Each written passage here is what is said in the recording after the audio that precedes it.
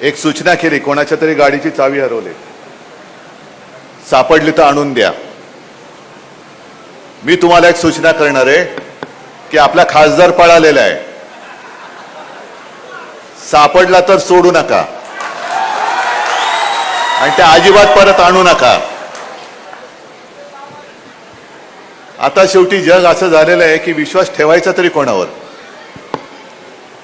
आणि कायकांच्या नसा नसामध्ये गद्दारी भरलेली असते, रक्तामध्ये गद्दारी भरलेली असते.